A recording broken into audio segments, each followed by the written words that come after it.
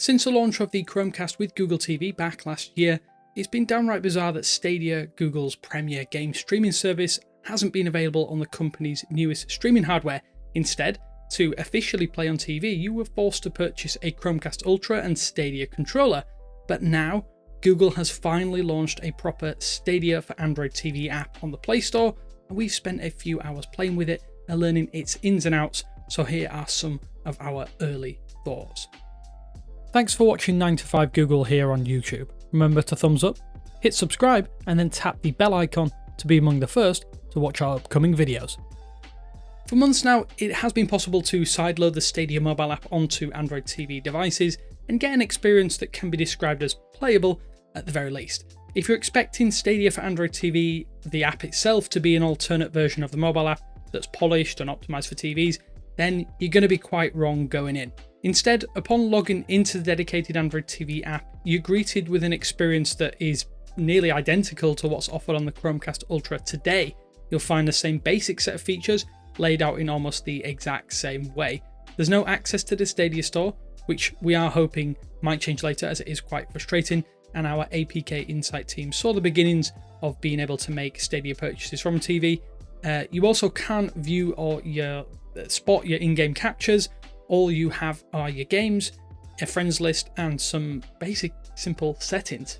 The Chromecast with Google TV does handle Stadia's menus far better though than the Chromecast Ultra, or at least it does with our first impressions.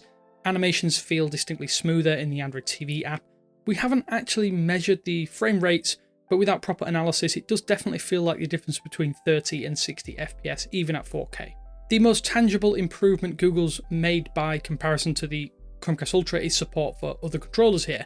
Where older streamers only supported the Wi-Fi powered Stadia controller, Google TV and Android TV by standard will just about work with any controller that you can plug in via USB or even connect via Bluetooth, which is a massive bonus, and it does open up a world of controller support that isn't present on the Chromecast Ultra.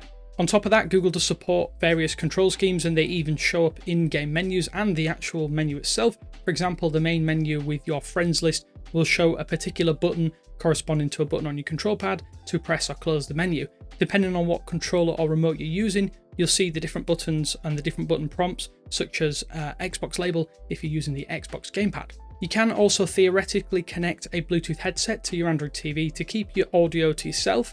In our testing with the Pixel Buds A series, we found the audio delay to be around 0.75 seconds, which is really far from playable. Stadia also doesn't recognise the Pixel Buds as a headset, just a pair of headphones, so you can't actually use them as a microphone. Bluetooth itself is highly subjective, so you might want to try some of your own accessories to find out what works best for you and your particular Android TV streamer. Despite the incredible look and feel of the Stadia app for Android TV, I have to say the app itself is full of quirks and some pretty big oddities. The most glaring of these is the Google Assistant, or more specifically, how the button works if you're using the controller button. The Google Assistant button only works on the Chromecast Ultra as it stands. On Google TV, a platform where all devices have a built-in assistant button on the remote itself, or a standalone remote, Google has disabled the Stadia controller's assistant button, kind of strangely. So instead of working properly, the app will direct you to use your actual standalone remote's Google Assistant button. However, at least now, or at least for now, the assistant built into the Chromecast with Google TV has no idea how to react or play games on Stadia, making this part of the experience quite a big downgrade. Elsewhere in controller-related quirks, you can absolutely pair your Stadia controller while the app is closed.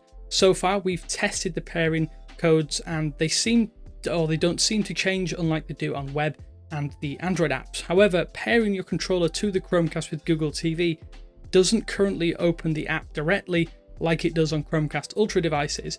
It's possible that this may change when the app evolves and develops over time. Expectedly and sort of frustratingly, pairing your Stadia controller to the app itself doesn't allow you to navigate the wider Chromecast menus or Android streaming stick menus, only those within the Stadia app. Another annoyance is that anytime you leave the Stadia app, for any reason, the Stadia controller will immediately unpair and shut off with a little on-screen reminder to use your main remote to navigate menus. Another issue that one of our team members has noted is that despite having a Stadia Pro subscription and playing on the Chromecast with Google TV on a connected 4K television, they've been unable to turn on 4K resolution streaming. I've not had such an issue, and HDR seems to work fine for me, and some others though have reported that HDR doesn't seem to be fully functional. For now, we're not actually sure why these issues are happening, but we are hoping that it will be fixed over the coming days. Of course, menus and settings are all kind of on the periphery. You want to know, how does Stadia for Android TV actually handle playing games? Well, the good news is that after a few hours of testing, Stadia for Android TV has played flawlessly at 4K UHD, at least it has for me.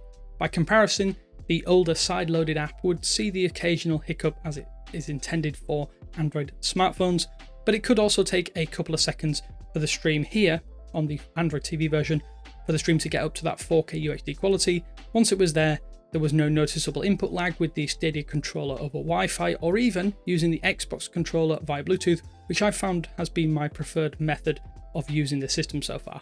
Lastly, there is maybe one other issue with Android TV that kind of affects Stadia far more than you would expect it to. The Chromecast with Google TV remote has 4 kind of dangerous buttons there. It's got a home button, YouTube, Netflix, and a power button. Accidentally press any of these and it will instantly disrupt your Stadia session and disconnect the Stadia controller if you were using one.